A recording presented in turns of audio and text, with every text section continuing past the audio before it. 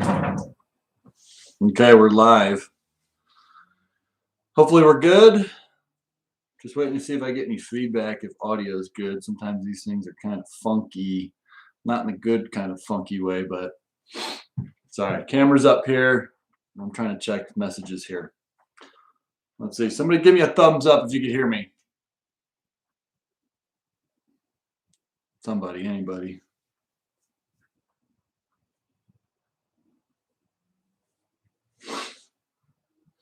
No, no one's in the booth. Okay, excellent. Okay, there we go. All right, cool. Let's get right into it. Thanks for joining me, guys, on this cold, damp, dark mountain morning. Or maybe you're in the tropics and it's nice and sunny. Then I don't want to talk about it.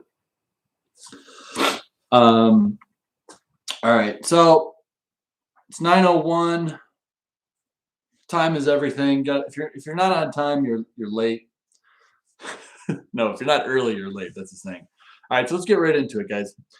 We got a comment. I like to ride fast on my BBS02 e-bike. Would suspension C-post help me with lower back pain? Any suggestion, particularly for fast e-bike?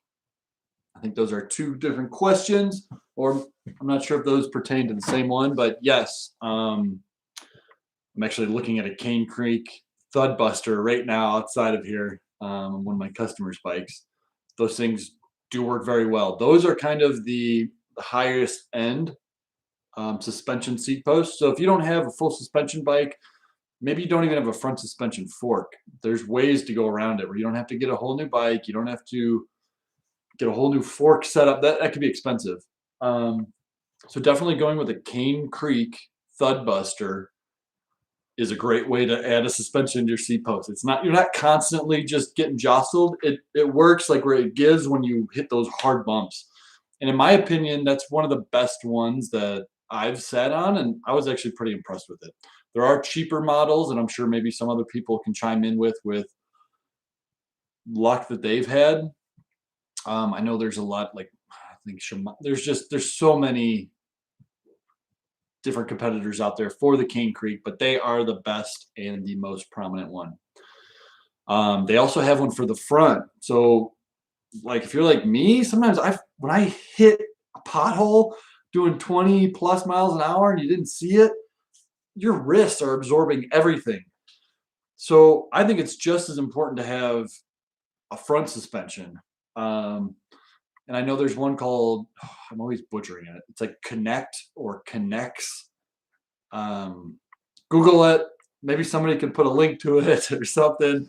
But it's called Connect or Connects. But that's also really interesting. They do front and rear, the seat post and a stem suspension seat post, which is really nice. So definitely, if you're looking for a comfort bike, I recommend getting one of those types of setups. Because yeah, you want to be comfortable on your bike. You don't need to suffer unless you want to, unless you're a masochist. Suggestions, particularly for fast e-bike. I think I'm not sure if that question was for that, but hopefully that answered your question. Did you ever try fitting a hub motor as a mid-drive motor? I have. So there used to be a motor system called the Stoke Monkey, I believe. It essentially was a hub motor that they just placed in the mid-drive, and they used it by the crank. It wasn't via the crank, but it was near the crank. It had the same setup where you were able to use your gears, but it was just a hub motor. They didn't even try to make it look like a mid-drive, but it was just a hub motor. It was kind of in between. I mean, at the end of the day, a hub motor and a mid-drive motor are essentially the same. You've got a main gear with planetary gears to do gear reduction to get it to a usable RPM. That's hub motor, mid-drive, they all do the same thing. It's just after that, what does it do? After that, a mid-drive can go to your gears. But a lot of you guys, this is for subscribers only. You guys probably already know that. But yes, so I've worked on a Stoke Monkey before. You might want to look into that if you're interested in that. If you don't want to replace your cranks, you could look into like a Stoke Monkey. I don't think they're around anymore, but you might be able to find one secondhand. Hopefully that was your question. All right, thanks, Jeff, for letting me know you could hear me.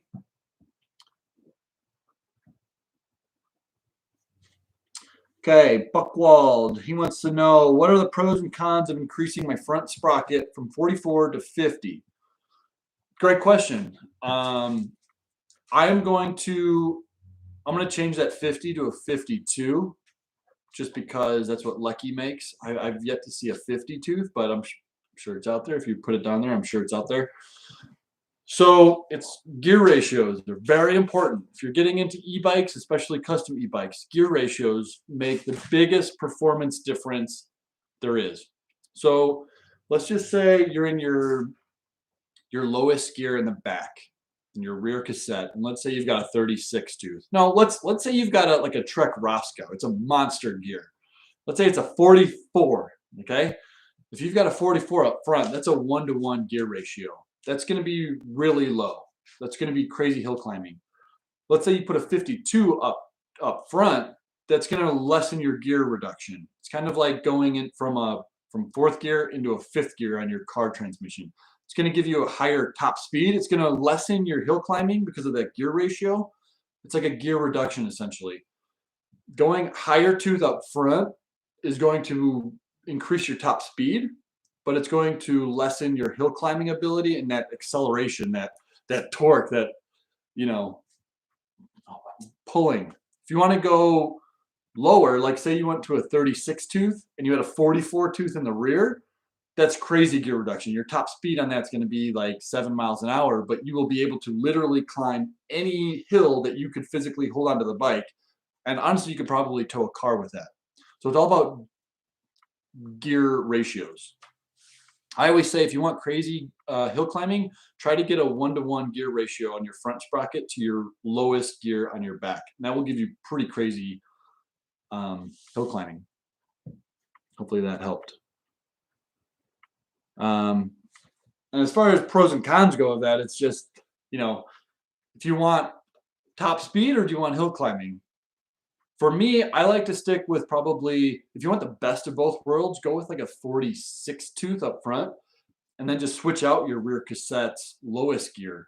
Or even go, if you have a 7-speed, maybe go put an 8-speed in there. If you have an 8-speed, put a 9-speed in there, so on and so forth, and get that gear ratio in back of those cogs. And that's going to change your performance crazy.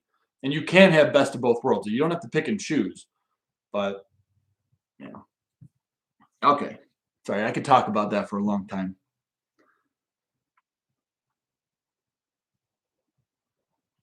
Parley Davis, as we enter winter, if not in the Bahamas, what are your thoughts on protecting motors and connectors and displays from water? It's a great question too. Probably the biggest thing that I would worry about would be my display. Most of them are waterproof. Not water. I don't want to say waterproof, but most of them are just short of waterproof. They're very highly water resistant. So unless you're literally dunking them in an aquarium or in the lake for, like, if that's how you store your bike, is just like, I'm going to put it in the lake for a couple of weeks until I come back. That way nobody can find it, and then you come back out. That's going to ruin your display and probably a lot of other things. Although it is a good way to hide a bike for sure. I'm looking at a display right now, the 500C. You could get, so there's this stuff called T9, which is like a water protective lubricant.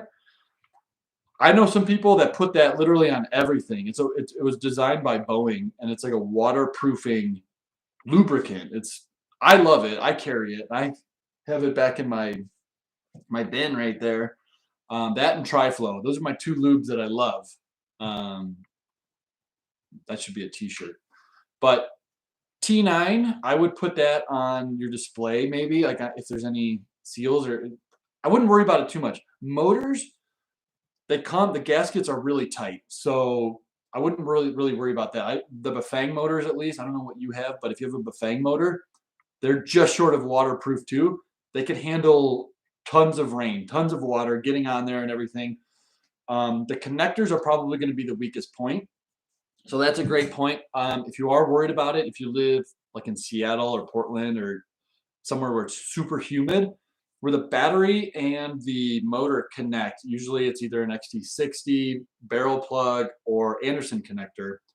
What you could do is take a piece of heat shrinking, and if you're never plan on if it's good, the connector's good, I would take adhesive backed heat shrink tubing, disconnect it, put that heat shrink tube on there, maybe get a 3-to-1 shrink ratio if you have to, reconnect it, slide that thing over there, and then heat shrink that thing on there. So it's literally waterproof, especially if it's adhesive lined.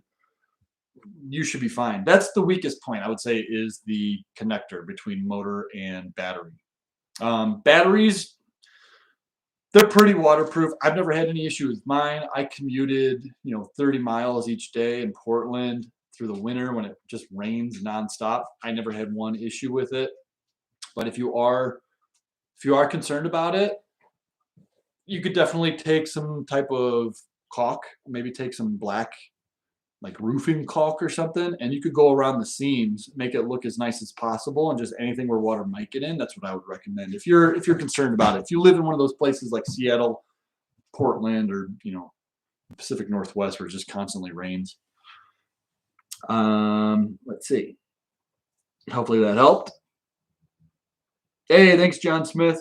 Appreciate that. Boss 5500. There are not many hills by me. Should I go get a hub motor? Maybe. It depends. I mean, it depends on how much you weigh. Depends on if you plan on using it for heavy duty use. This is a great question too. And these are videos that I want to be making more. I need to do a part 2 on my hub drive versus mid drive motor video because I didn't realize that was going to get so much traction and so many people were going to watch it. And had I known, I would have made a 50-minute documentary on it and really covered all the bases. But so that's a great question. It depends on what you're looking for. If you're looking, like for me, I like performance and I like utility. I haul trailers with 100+ pound loads on it. I need a mid drive, and I live in the mountains, so I need a mid drive. If all you're looking for is just maybe like a cheap pre-made bike, you don't want to break the bank. You're not crazy. You're not worried about going 25 miles an hour or more. You want just simplicity. You don't want to have to worry about shifting gears. Yeah, then a hub motor definitely is for you. And you could get them fairly cheap because they're just so ubiquitous. You could find, I just filmed a review on a bike for $799 with a hub motor. And so, yeah, it just kind of depends on what you're looking for out of a bike.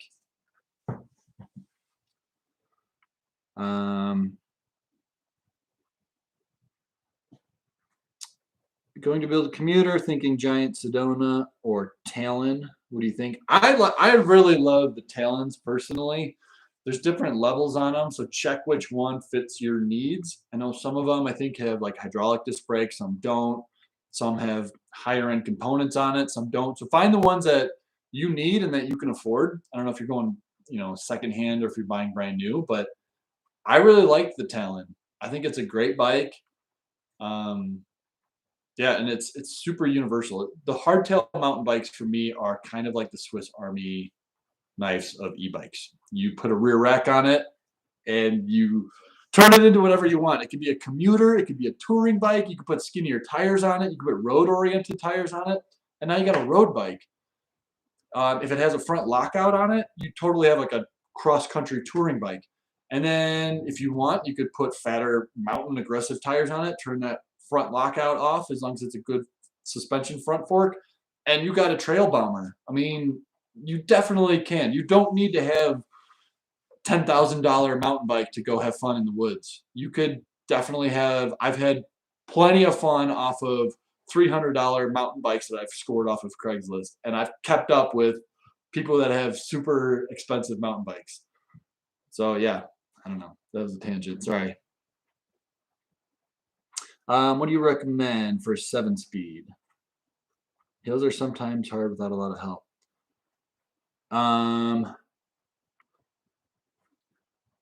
You've got a 28 tooth. You have a 7-speed. So this guy's got a 7-speed with a 14 to 28 rear cassette. That's not a big ratio. That's really not.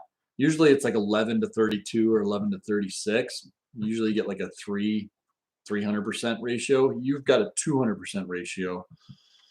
So I would go, and if hills are bad, I would go probably a 36 tooth. I'd have to hear more about like what you use. This is another good thing. I'm not trying to plug myself, but I do consultations. People call me. I could do 10-minute consultations. I do 20-minute consultations. Starts at $10. But if you're got a bunch of, this is all I do all day, every day, and this is all I think about, and this is all I do. So if you want to save yourself a lot of grief, I do consultations, and I could probably help guide you. But I'm trying to do my best here without totally hearing your case study and what your background and what you're using this for. I would probably go with a 36 tooth because it's going to be easier on climbing hills. You're going to get close to that 1-to-1 gear ratio. Okay.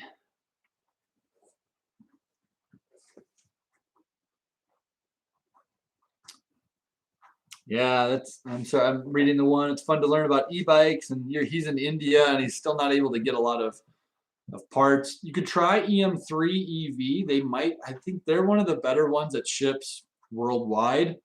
I know they're having supply chain issues right now too. It's just insane. I'm waiting for batteries from them that I ordered back in July, and it's almost Halloween, and so it can be frustrating. And I know a lot of people are frustrated. A lot of people have ordered, and you can't get stuff. So but try EM3 if you're in India. If you're in Asia, try EM3. They might be a good place to go. Cool. Thanks, Dan. Glad you like your mid-drive. Pat Neal, are you planning on installing that M625 motor soon? I am. Soon is relative, though. If you see behind me, I've got 1, 2, 3, 4, 5, 6, 7, 8, 9 bikes in this little tiny shop. I built this little conversion shop where I do all my conversions out of. I need to get through all these customer bikes first, or I'm waiting for a customer to ask me to put that on there. If that doesn't happen, then I will put that on a bike. But yeah, just as soon as I get slow, right now I'm swimming in bikes. It's not visualize that. It's not a good to visualize. It's not good for my backstroke. I'm working on my dad jokes. Hey, thanks, Nervous Garden Clubs. Appreciate that.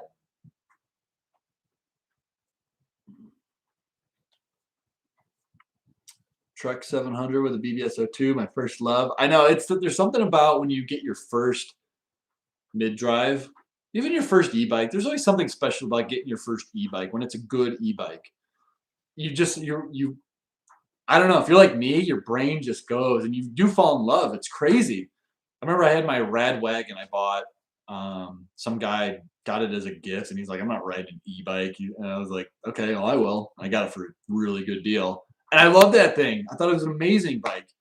And then when I built my first custom e-bike, I was like, oh, I fell in love again. You just keep falling in love every time you try the new iteration of what's out there. You just fall in love again. And absolutely, I think you've nailed it on the head. Let's see. It's hard to find these. I gotta like scroll down. I'm trying to like see what I'm not. I'm gonna learn. I'm not just gonna read I'm not gonna say what I'm reading because that could get me in trouble. And just so you know, this is only for subscribers. As a thank you guys for. They were at 25,000. That's insane. I never would imagine there's that many people. I'll call you guys nerds. You guys are all freaking nerds that are into e-bikes the way that I am. Like that's love, man. I love that. That's so cool. I never would imagine this.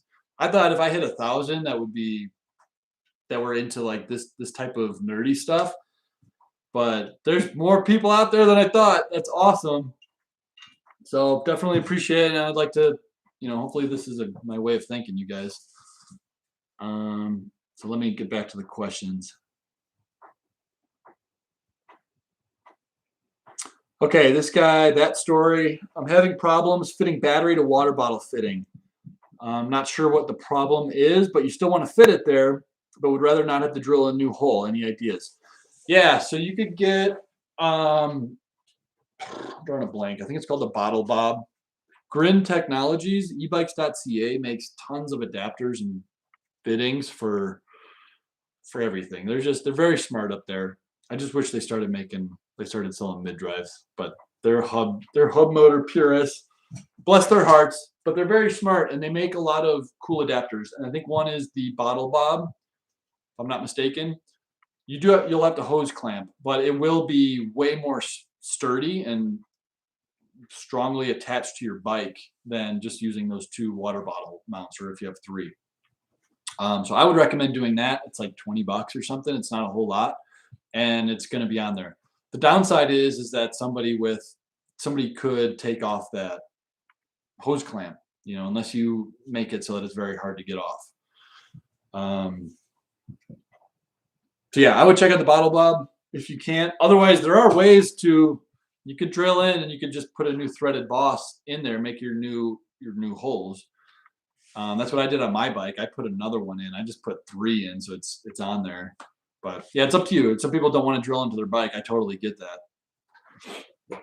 Okay. How about making a bike with both hub and mid motor? I get that question all the time. And I'm like, I don't know why I wouldn't do that. It would just be so inefficient. I mean, it would be good for a novelty, but practically wise, one strong mid drive is enough power if you have it geared correctly. It's not so much the power, it's the gearing.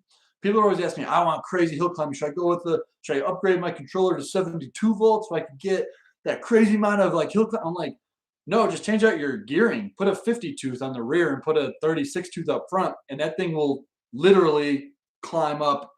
Like you ever see those dirt bikers who are trying to climb up those super steep hills and they fall off? It will climb up that thing. As long as you could stay on it, let some PSI out of your tire, it will climb that thing. Gearing ratio makes more of a difference than anything.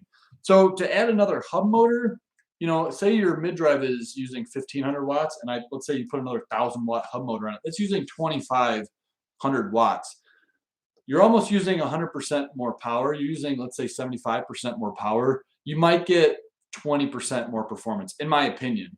To me, that's not worth it. It's just not worth the extra. I got to put a new controller, new motor. I got to mount another battery somewhere because one battery is not going to be able to put out enough amps to supply both motors. So I'd have to do a whole lot of working just to get 20% more. I'd rather just change out the gearing ratio on my mid drive and get whatever performance I need. Unless, of course, there's a caveat to everything. There's asterisks to everything. If you would need all-wheel drive, like if you're just over the roughest terrain, if you're like a Navy SEAL or something and you want to get all-wheel drive to go into the most remote places, then yes, then we're talking something different. But for the average person, no, I would just say fine-tune your mid-drive and get that thing to perform exactly how you need it to. Unless you're not comfortable shifting gears and stuff, then yeah, get 2 hub motors, I guess. Let me go back up. I'm starting to get more comments. Thanks, guys. Let's see. Twin BBS HD on tandem. Somebody make it. I know that was what we were trying to do. If you see my custom tandem bike that me and my buddy Sean made, we wanted to do two mid drives on it. We just ran out of time, and it might be version 2. Maybe next summer we might revisit it. We might even put 2 Cyclones on it. Just why not? If you're gonna go big, go big. But yeah, you could definitely do it in theory on paper. So yeah, I agree.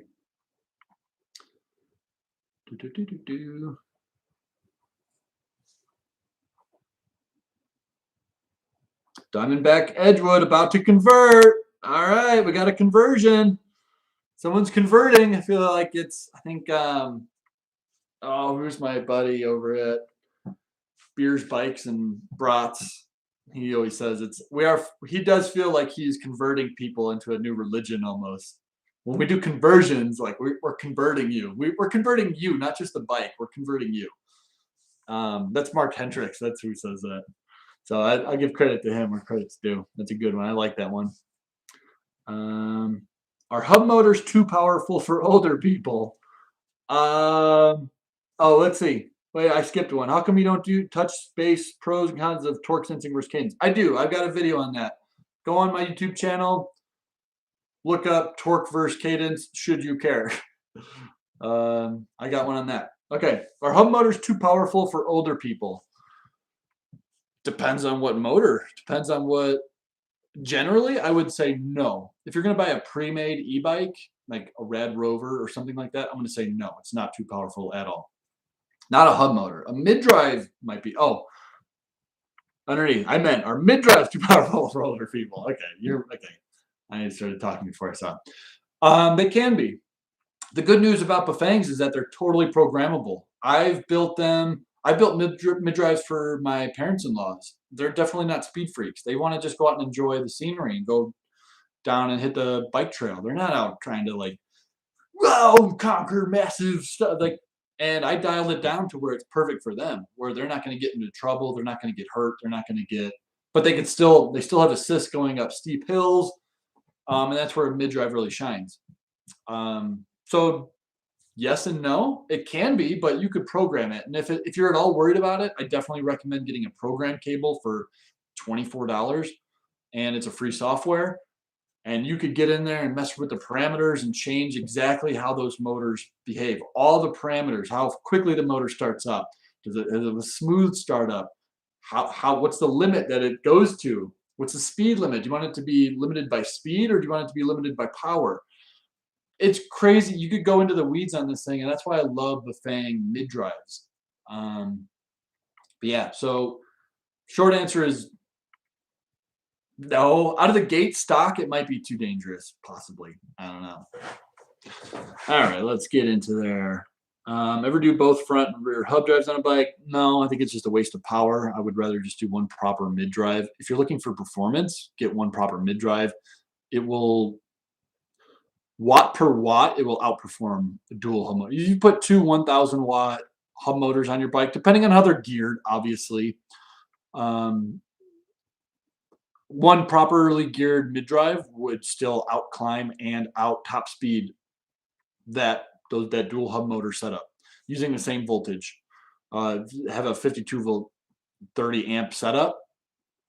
Yeah, I would still be very surprised if a dual hub motor could out climb a properly geared mid drive. So, let's see what's going on. Yeah, you guys are nerds. You guys are nerds.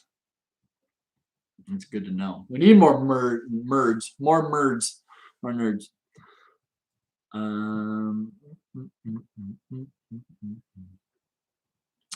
BBSO2 is a nice landing spot into e-bikes. I think so too. I think it's a good starter motor. It's 90% of the performance of an HD, I think, but it's super cheap.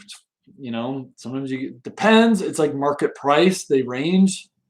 For a while there, there was $60 more per motor, which is like, what's going on? Is there a supply chain shortage again? But usually between like $450 and $500, you could get a mid-drive motor for BBSO2, and you're in the game. Then you just get a cheap battery if you want, and boom, you got a crazy performer.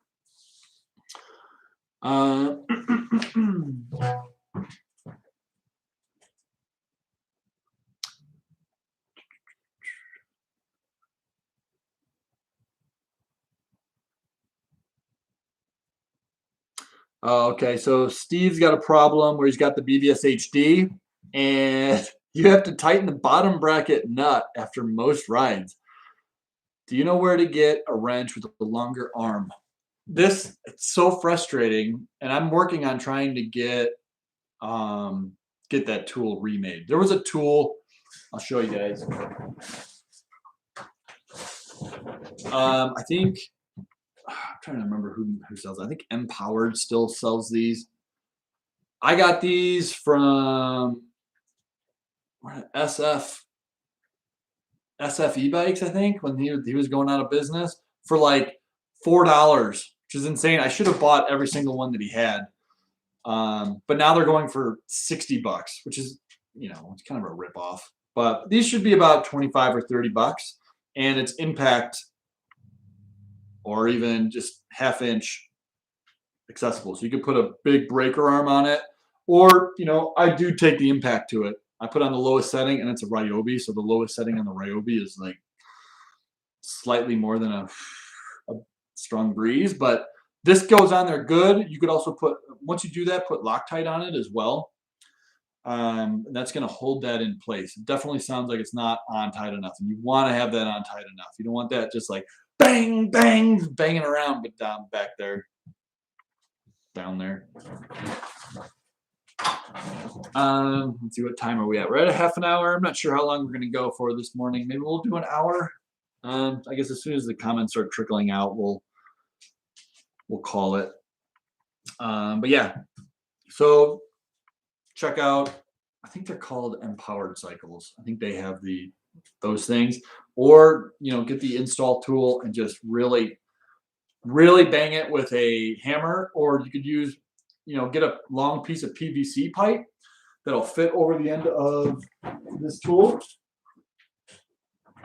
Something that's probably what, 2 inches. You'll have to get a big piece of, if you can get a 4-foot PVC pipe, they're not very expensive, with a 2-inch diameter that fits over this, and use that as leverage to crank down. A PVC pipe is maybe $4. That might be a good way if you don't want to spend that. Okay, let's see. Hey, Henry Sam, 80-year-old, nice. Hope you're still out there riding and still staying active. I love that. I love it when people are like, yeah, I just turned 88 and still going strong, and they're building their own bikes. And like, man, I love that. There's no reason that you have to stop or slow down. There's zero reason. Love it. And e-bikes are just pushing that till like even further. Let's see. Trying to build my first e-bike. I don't see a lot of e-bike in my area. Building a stealth bomber e-bike style bike. Having trouble with the wiring. No instructions on what the wires are. Yeah, that's kind of the problem with the Cyclone too. That's when I was first building the Cyclones. Those were super annoying, super frustrating, because it's just a bunch of wires and you look like you're trying to defuse a bomb. That's a tricky question. You're going to get 3 phase wires. You should have 5 Hall sensors, and you're going to have a black and a red wire for your power, and you should have, I think, 3 wires for your throttle. You may have 2 additional auxiliary wires off of there for if there's an on-off switch that they need to be switched. It's kind of hard without seeing your kit, but yeah, they can be super frustrating, especially if there's no instructions. And that's what happens with a lot of these kits that are coming straight from China. They ship it to you either in Chinese or with no instructions, and you're like, okay, thanks. Guess you don't want to sell these very much. All right. A very comfortable saddle. Looks not important. Planet Bike, that's what I got those for. I like these ones. They're the spring saddles. Actually, I do sell those on my website, so you want to send some love to me. But if not, go to a local bike shop, support a local bike shop. You guys know I'm big on that, supporting local, supporting people that are passionate about bikes and e-bikes. I strongly urge you to buy from shops versus Amazon or similar, but to each their own. I'm not going to shame you or anything. Everybody's like, I got Prime. I'm like, okay, yeah, use it. But yeah, Planet Bike, the saddle suspension seat post. These ones are 10 inches by 10 inches, so they're big. These ones are 10 inches by 8 inches, so they're not quite as big, but they got that suspension, the spring saddle. So in my opinion, those are comfortable saddles.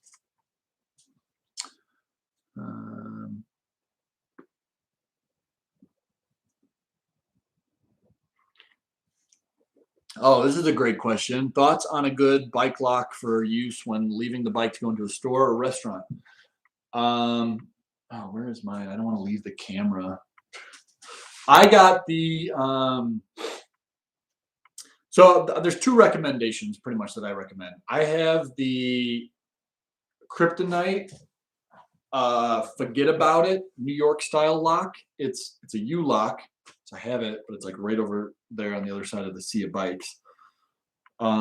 It's super thick. It's super thick steel, and nothing is gonna like stop a thief. If you have a portable angle grinder, you could pretty much get to any bike. But this one's got super thick, super hardened steel, so they're gonna be there for a while. So hopefully they're not, I don't know. It's called the New York. Forget about it. It's made for New York bike riders. It is kind of expensive. I think it's like 150 bucks. Might be able to find it on eBay for like 100 bucks. Um, but that's one I definitely recommend. There's also one by Abus, ABUS. I think it's called the Bordeaux. I use their 6500 series locks and get their highest rated one. They have one that actually has a built-in alarm system. So if it senses movement, it'll give a couple like warning beeps of beep, beep, beep. And then if it keeps going, it'll let off like an ear-piercing sound, which good and bad. I mean, if it accidentally gets bumped, if you're in a very highly populated area, that's one reason why I didn't get that lock. Because I was like, well, what if I lock it up next to a whole bunch of other bikes and it's gonna get bumped. I don't want to be that guy that everyone's like, whose bike is this? So I didn't get that one, but I like the Kryptonite Forget About It lock. That's the one that I would trust, especially if you got a $2,000-$3,000 custom-made e-bike that you built yourself and it's your baby. Spend $100 on a good lock. Just my 2 cents. It's a small percentage. Oh,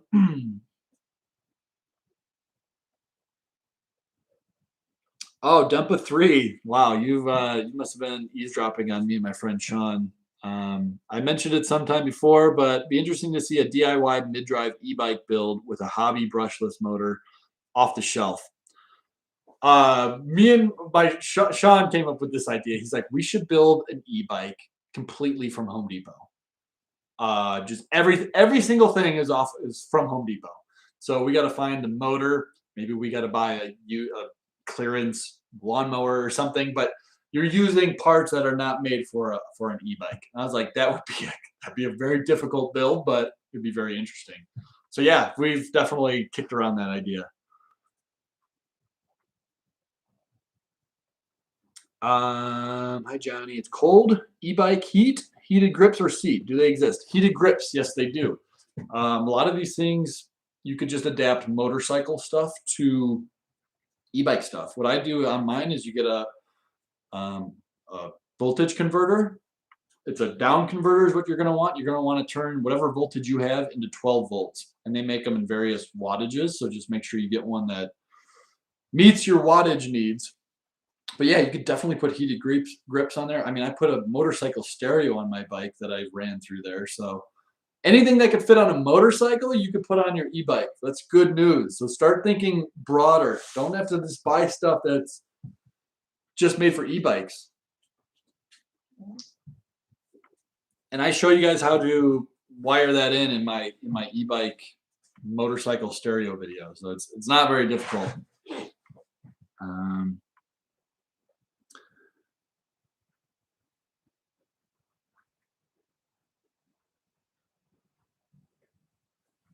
Looks like there's a side conversation. I'm not totally sure what's going on. I'm out of the loop. Great set of mature adults. Program settings that are default or great, not too dangerous. Yeah, the thing is with the Bafang default settings is they're different all the time. They come different depending on where you buy them from.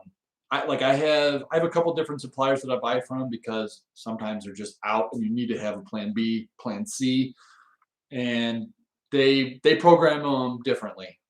Some have the throttle so it's set to maximum. Some have it so that it's set to whatever pedal assist level you're at. And there's pros and cons to that as too. And I need to make.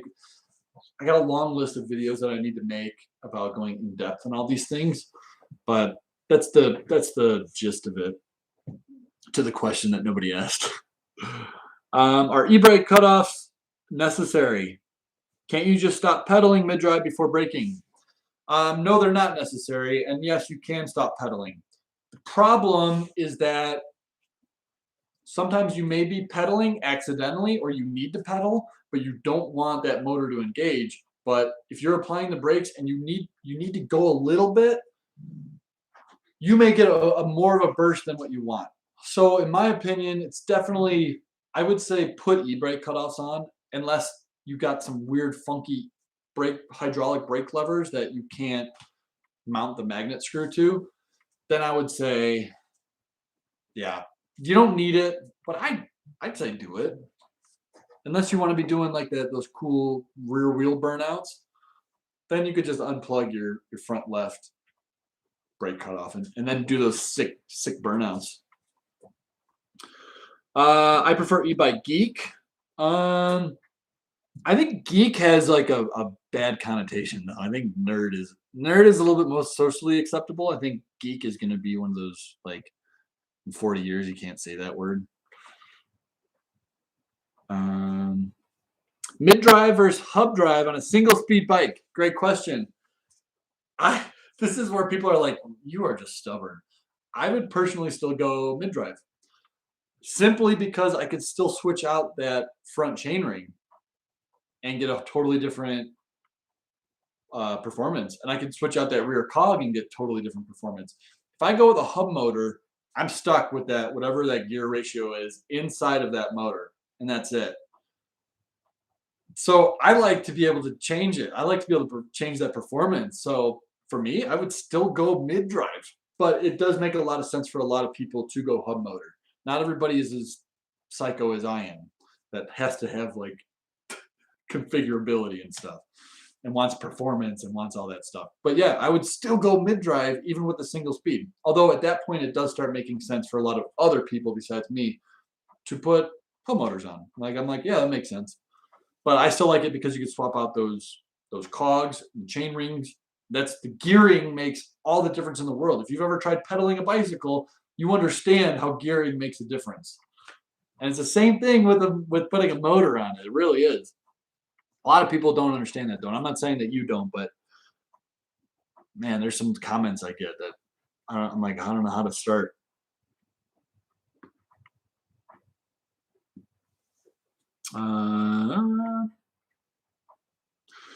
My weight is 275. I'm looking for something that will go about 30 miles per hour and about 40 miles. So if you want to go 30 or 40 miles at 30 miles per hour and you're 275, definitely get a BBS HD motor. I would gear it down a little bit. I'd go 36 or 42 tooth, just so that you can hit the throttle and max out. I'd probably go 36 tooth. That way at max throttle, you're doing a little over 30. You're probably doing about 33. You might be able to still pedal with it at 30. You're going to need a big battery though. You're going to need a custom triangle pack, probably a 52 volt, 30 amp hour, maybe 40. So figure out how to mount that battery to that. If you plan on doing 40 miles at 30 miles an hour, you're just going to need a big battery pack. Well, the good news is the bigger the battery pack, the cheaper it gets per watt hour. So that's good. That's my dog crying in the background. If you could hear it, that's not my stomach.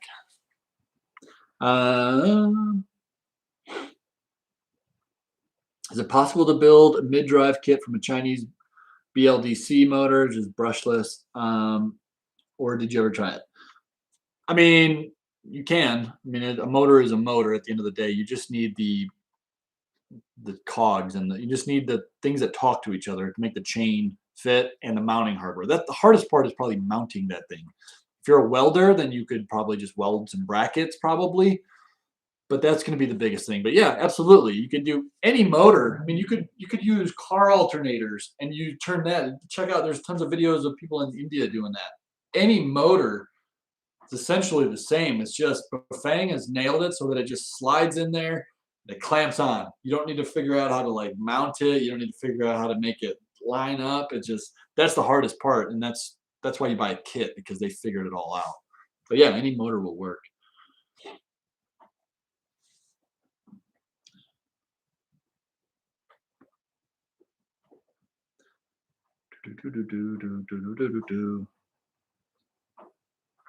Is there an e-bike kit I could pedal normal when the motor is off?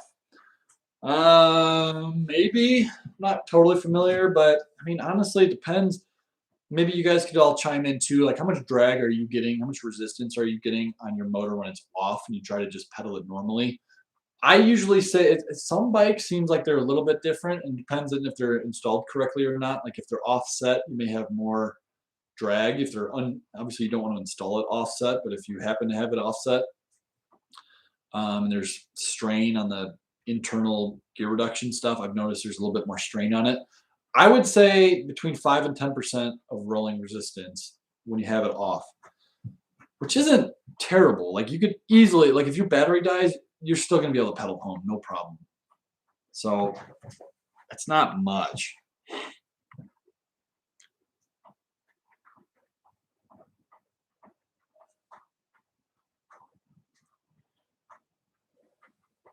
Hey, thanks for the attaboy, Kevin. What size motor is best for my bike? Um, you mean the bottom bracket size? You just got to measure it. Just measure it and see which one you want, and then go with either. I always recommend going with the Bafangs just because I think they're the best value. And then I would find out if it's a 60, if it's a 73 millimeter or less bottom bracket, you could go with either the BBS02 or the HD. And then measure the diameter. I forgot to mention that in my bottom bracket video, but you also want to measure the width of it. You may need some adapters to shrink that hole. But yeah, find out how much power you want.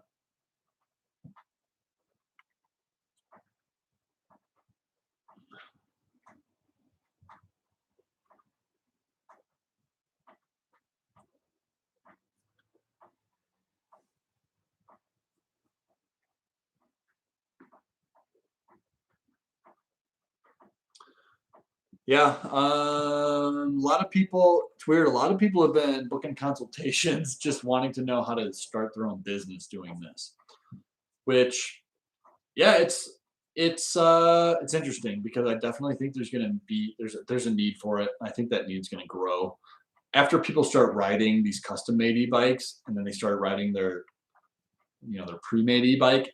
If you're like me, you're like, holy crap, I could have made my own for less than what I just paid for this one, and it performs like this, and I could get this type of range out of it, this type of power out of it. Yeah, there's gonna be a bigger need for people, more people like me. Um, Although I think that as more information comes out, people are gonna be able to just do it themselves too and save that money. But um, yeah, I don't know. I definitely think shops like mine are going to be popping up more.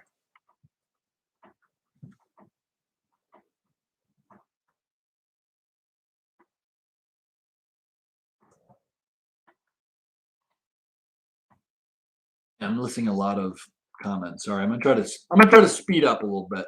I'm gonna try to just make them squitching. 100, yeah, Terry, right? Do I hear 100? I don't think I'm gonna hit. I don't know. I keep getting surprised by the numbers that I can't believe I hit 25,000 subscribers. I really people are like, you're gonna hit 1 million. I'm like, there are for sure not 1 million people interested in custom e-bike builds. I know that for sure. I feel like, custom e-bike builders, we're all kind of like the custom computer builders that are, I mean, I was going to say back in the 90s, but it's still a thing and people are still building. Like if you're a gamer, you're a video editor or something, you're still into it. You still are like, build your own computer. It's way cheaper. But a lot of people are just like, I'll just buy a Dell. Like, nah, it's fine. I'll save you save the $200 and you get the little bit extra performance, but I'll get the warranty. I get it. But for me, I'm like, this is like if Dell, like with e-bikes, Dell hired a bunch of people who literally had no idea what they were talking about. And all they were just like, you need what part? Okay, let me see if I can order it from the manufacturer. That's literally like what Dell is now. It's not the same. It's not an apples to apples comparison. That's what people are always like. There are some good brands. See, this is what my problem is. I get one of these tangents. I gotta whittle. I just said I'm gonna whittle, so I'm gonna go back to being on point here. Have you ever mentioned there are chains E-rated? Yes, there are e-bike rated chains for sure, and they're supposedly stronger. Two different schools of thought. Sorry, I just dropped my phone. Two different schools of thought on that. There's two different camps, I should say. One camp is okay, that e-bike rated chain, it's like $35. So let's just say for like an 8-speed. Theoretically, it should give me 1.5 to 2 times the lifespan. Or I could go with the cheap $12 chain. Costs about a third of the price. I'm in the camp of it doesn't make financial sense. Where, I break a chain, maybe I haven't broken a chain in a really long time. It's probably been 2,000 miles since I've broken a chain, if not more. So for me, I'm like, I'm just going to stick with my $8 chains or my $12 chains, whatever, and then just carry an extra one with me if I happen to break a chain. Like, you're not going to be breaking chains all the time. It's just a myth, unless you're riding incorrectly. If you're not comfortable shifting gears, you're going to be breaking chains. And if you're riding like just on pedal assist 9 all the time, constantly gunning it and in the wrong gear, yeah, you're going to break chains. Just like if you were on your motorcycle riding it on the wrong thing, you're going to blow your transmission. Same thing in your car. I mean, ride it properly and it's going to last a very long time. So it's up to you. If you want to have that peace of mind of, hey, this chain should last a lot longer, yeah, spend that 30, $35 and get the e-bike rated one. If you're like me, where you're like, I'll just buy 3 of the $12 chains and just carry them on me, and I'm going to get longer lifespan out of those 3 chains than I will out of that one. 2 different camps. Neither one's wrong, neither one's right. Just depends on who you are. Maybe I'm just cheap, so maybe that's why I do that.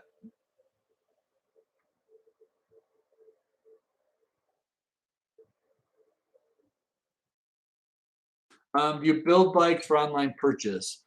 Yes and no. Just right now I have none because I'm just swamped with people's bikes. I'm just behind.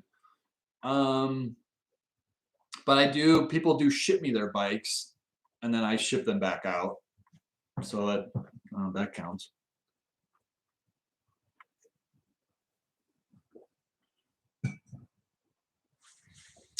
E-bike from an e-motor. Yeah, like that's pretty much like the kind of motor that we were talking about building an e-bike out of. You could buy one out of a 40-volt Ryobi mower or something, or I don't know. How do you know if the gear shift sensor isn't working right? Lift the rear tire up, put it on pedal assist 9, put it and just hit the throttle. You might have to have a buddy help you with this, and then just shift gears and see if you could hear it disengaging. That's the easiest way. Where's that motorcycle build? I know, dude. I've been thinking about that a lot. It's in my garage. I had issues with the controller on it. I could not get any support from QS Motor. They sent me a throttle and a controller that didn't talk together. I got it hooked up. Throttle wasn't controlling the motor. I'm like, hey, what's going on? It's just making a high-pitched whine. They're like, what? And then it was a whole back and forth, very slow back and forth, I should say. Once a week, I might hear something, and then weeks of nothing, and then I'd have to. So I said, forget it. I'm just going to buy a whole new controller. I bought a Sab Voton. So I still need to get that hooked up. So I'm hoping that I could have another video on my e-motorcycle build, because that's one that I'm super excited about. I know a lot of people are also waiting for me to do it too. But I know. Thanks for pushing me. I need to be pushed a little bit on my hobbies. Car alarm on an e-bike. Yeah, that's pretty much what that ABIS lock is. And there's other stuff too. And another thing you can do is get that Apple tile or get something like that and put in there. It's like $25 or $29. And that way, if it ever does get stolen, take the seat tube off, throw it down there, and then put your seat back on there and have your tile in there. It lasts for about a year. So you have about $30 for a year of knowing where your bike is. That might be worth checking out too. Okay.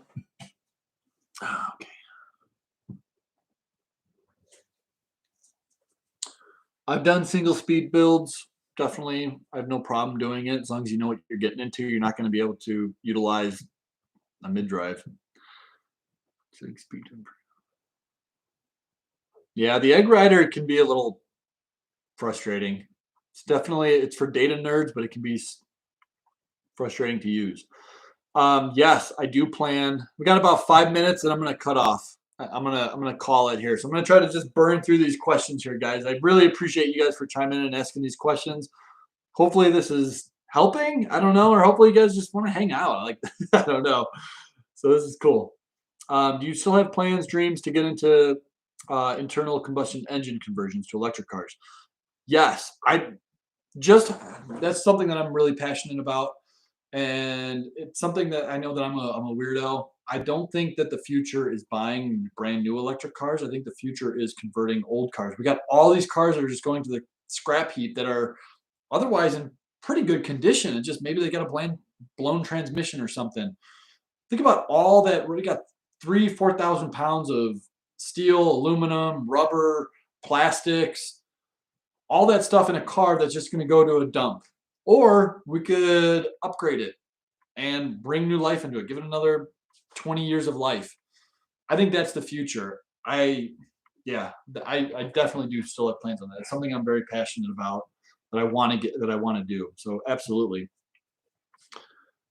Um, First, I want to start doing like scooters, mopeds, and motorcycles next. But absolutely, I want to get my hands on like a Geo Metro, like a old one that's got a blown transmission. I've seen them every time I see one for like 500 or 600 bucks. I'm like, I should buy it. I should just buy that one. And I'm like, where am I going to keep it? Um,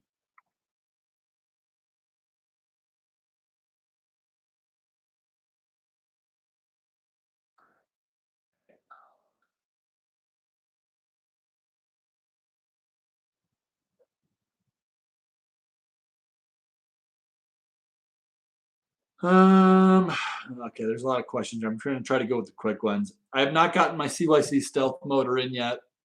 Still waiting to hear that. Um, Hubbard, great commuter. Okay. Yeah, hub motors are not garbage. I am going to be starting to do. I just don't believe in converting bikes to hub motors because I haven't found a good kit, and I live in the mountain areas. I just would not put a hub motor in here in the mountains. I'd be getting way too many customers returning them because they're burnt up. If I lived in Florida and I was just selling them to retired people who lived on flat ground, um, then I would be. Yeah, I'd do it all day. That would be a great thing. Um, so it really just depends on your thing. I live in Salt Lake City. The mountains here are insane, and even some of the roads are insane. So I don't. I just wouldn't do that. I have nothing against hub motors. For me personally, I wouldn't ride one. I wouldn't own one, but that's just me personally. I'm not. I don't mean to say that they're all garbage, and they are probably the best solution for a lot of people. Actually, probably the vast majority. So I am going to start making more content about hub motors. It's a great suggestion. Um, a hub kit can cost half as much of a mid drive. Um, I would not buy a hub kit that costs half as much as a mid drive. My mid drives I sell currently are 480. I would not buy a hub motor kit that costs 240. That came with a good quality hub motor that was laced into a wheel already. That means the wheel, the spokes, the nipples, the controller, all that is valued at 240. That makes me very nervous. I know there's a lot of people that are like, I've gotten 10,000 miles. I'm like, yeah, that I know you could get 10,000 miles out of a Daewoo car too, but I still wouldn't recommend buying it. I think your chances of success are drastically low. You may be the exception to the rule, but I definitely would recommend people not buying the $240 kit off of Amazon. Absolutely. Like hands, I get, you got to understand that I get calls all the time. I get emails all the time on people who bought that kit who are up, I don't know if I could swear on this, but they're up the creek, okay? And they have forgotten their paddle. So save yourself just for 200 bucks, just save yourself that aggravation of having to uninstall that kit, reinstall the kit, and you've got a hub motor. There's a lot of negatives just beyond performance. You got that power cable going through the rear. Most bike shops will not change your flat tire if you get a flat tire because they don't want to disconnect that hub motor cable. So you got to do all your own work if you get a hub motor kit. And yeah, there's a whole nother set of problems. But I know I'm biased because I'm the one that repairs all these hub motor bikes, and every time I get one in, I'm just so frustrated. But I know.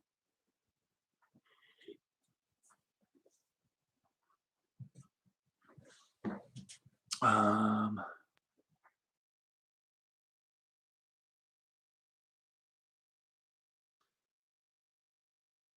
Robert Lloyd. Yeah, I don't recommend doing that. I'm just saying, like, you can use a car alternator as an e-bike motor. It can be done.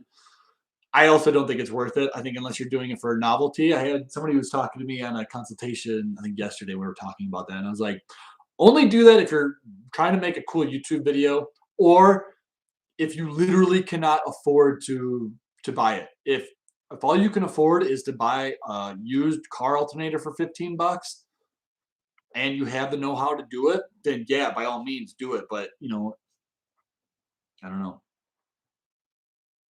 Hubs can ride with it off. I don't know what that means.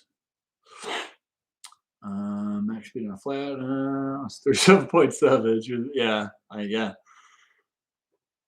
Yeah, 700C tires, man. Those things fly with those mid-drive motors. 40 miles an hour is not insane. Do geared hub motors have resistance? I'm not too familiar. It's a great question. I don't know. Maybe somebody else can chime in on them because a lot of them are different. You may have one hub motor. There's a lot of different manufacturers on there and a lot of different um, being picky. So that's the other thing about hub motors is there's a I guess any motor kit. There's a wide ratio on. That's the thing about too. If you want to buy those $240 hub kits, anything goes wrong on it, good luck trying to find a replacement part on it. You might as well just throw it in the garbage, and then you got to do a whole new reinstall. Um,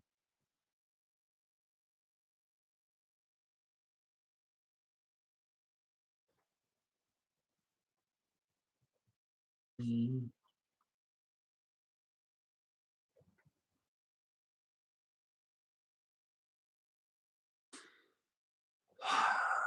um, hey, you're welcome, Jason. Let me see. I'm trying to get through to some quicker answers. Let me get through this. I like Karen Rice. I do the same thing. Nice talking to you too the other night. That was really nice. I had fun talking to you. I did this. I still do the same thing. And I go one step further and I take a look and see if it's a custom made e-bike. And whenever I see somebody drive by, my wife always laughs at me because I always want to scream out the window, "Put a motor on it!" Like I don't know. Yeah, it's just like, oh, isn't that so quaint? They don't have an e-bike. Funny. Yeah, yeah. Those BBS HD motor setups, man, they're crazy. Thanks, John. Thanks, John Del Monte. Do you ever do any Bafang Ultra motors? No. So the thing I get to ask the question a lot. You need to have a frame that can accept the Bafang Ultra motor because it's built specifically. It's not a aftermarket kit. It's built specifically to be housed into frames. So you need to have a frame that could house those ones. So that's why people are always like, I'm getting the Bafang Ultra motor, and I'm like, well, what bike are you putting in? They're like, oh, I'm putting it on my giant Talon, and I'm like, how are you doing that? What? You sure about that? Um,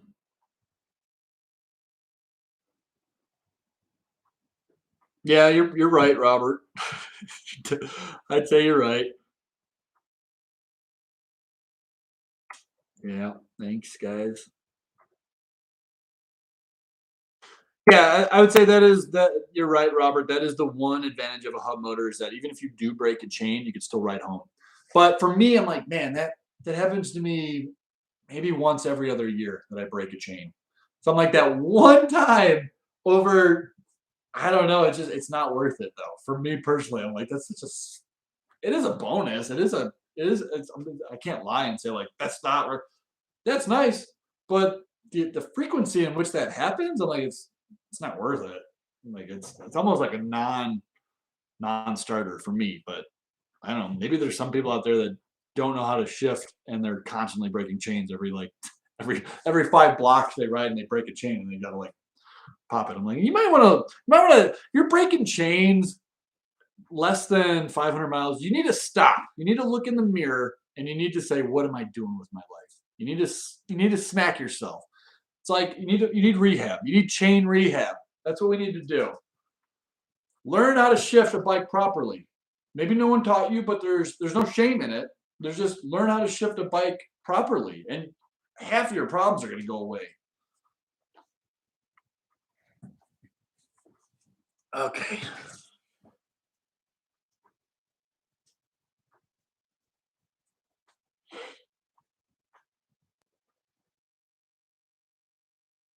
I have not done a belt-driven internal hub yet.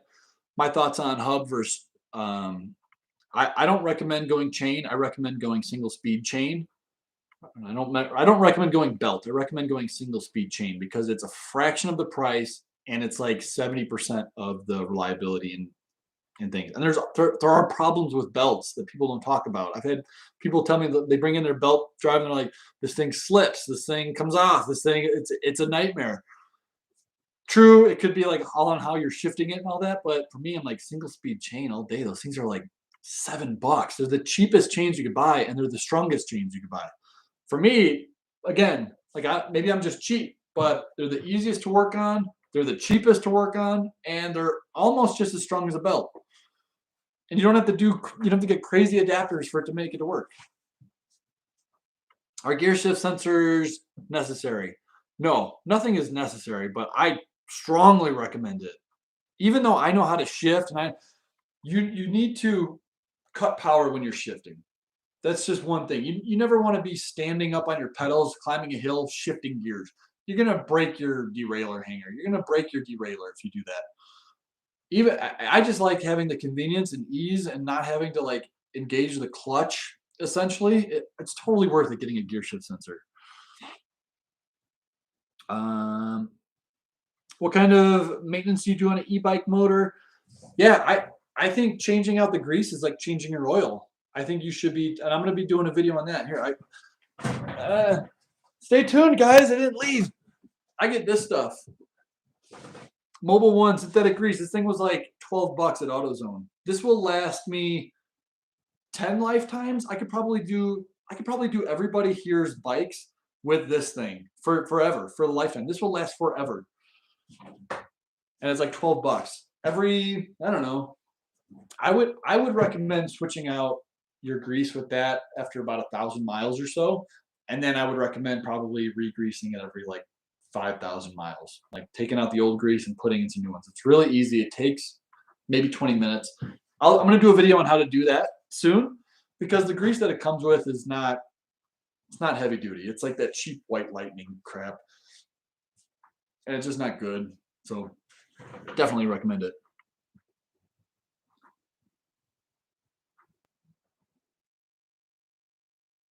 How to order parts. Any last minute advice? Get a gear shift sensor.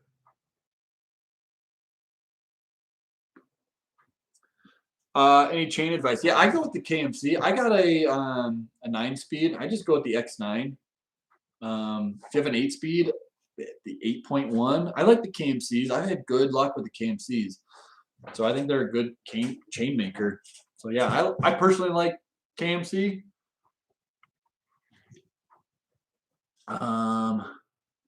Yeah, put a motor on it. HD or O2. Is it worth the money for the 10%? I got a video on that. Check out my video on it. It's like a 6-minute video. I go into depth on HD versus O2. Who's it for? Definitely.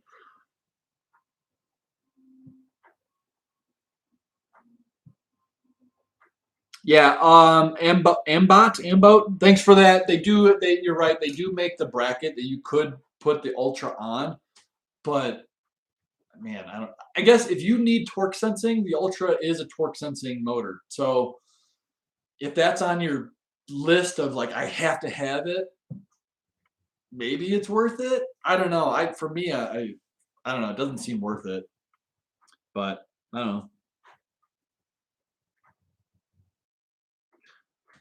You can ride it home until your battery dies. I don't know what that means. Sorry, dude. Ralph Barf. Sorry, I don't know what that means, but I would like to help you. Thank you, Matthew.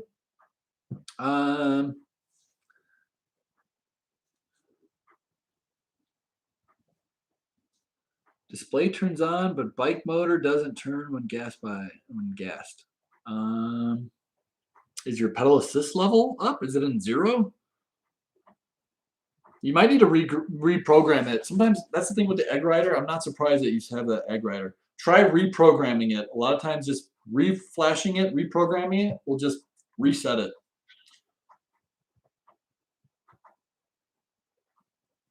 I don't think you need to re-grease the Bafang when it's brand new. You might, if you're one of those people that are like, I just want it to be the best, the best, best. Then yeah, then you could re-grease it right when you get it, even if it's a brand new bike. But you don't need it.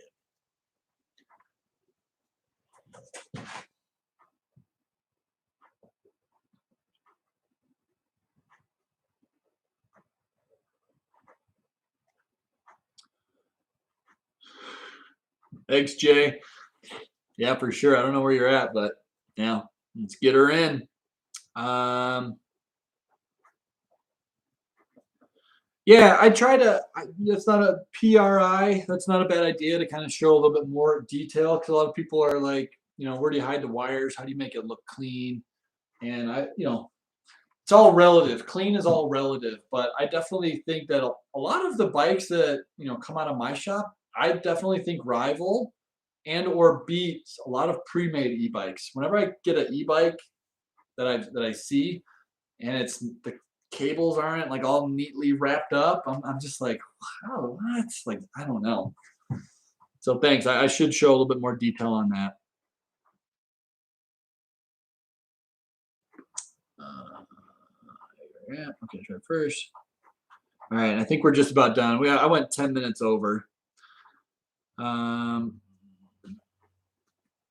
I have a 2022 Truck Marlin 6. I want to convert. Want to mount battery on a saddle bracket on back. I think you mean a rack, just a regular rack. So you get a rack on the back. So I think this is going to be my last question, guys. I went over. I don't want this to be like a long, drawn out thing where people are just like, oh. I appreciate you guys for even hanging in this long. Going with a rear rack mounted battery. Disadvantages obviously are high center of gravity, rear over the tire. It's probably the worst place you could put weight for just handling. And if you plan on going off road, that could introduce a lot of vibrating and you could shake stuff loose. Obviously, that depends on a lot of factors. If you're going with a big battery, I've had good luck with putting smaller batteries on there, and you almost can't even tell that it's on there. And it also depends on the quality of the rack. I carry the Planet bike racks. Those are good racks. I like those, the Versa racks. Put one of those on there. They're nice and sturdy. And if you put like a 10 amp hour battery on it, you could drill it into put your mounting plate onto that rack. Should be okay as long as you're not planning on taking it off road. You should be good. Advantages are obviously like you can put as big of a pack as you want on it because you're not constrained by the frame. Constrained by the frame. Cool. All right, guys. Thank you so much. Thanks for tuning in. Hopefully, I was able to help some of you guys out. Hopefully, I answered some questions. I really love doing this. Hopefully, this will be an ongoing thing every time we hit like a milestone. I love jumping on and interacting with you guys in real time because I can't always get to all the YouTube comments, and sometimes they just get lost. And sometimes I get responses and they just get lost, and then I get people like, "You never responded." And I'm like, "I don't, man. I never saw it." So I apologize, but this way, hopefully, I got to most of these questions, and really appreciate you guys being interested. That's awesome. So cool. Thank you so much, guys. Till next time. It's your boy. All right. Bye, guys.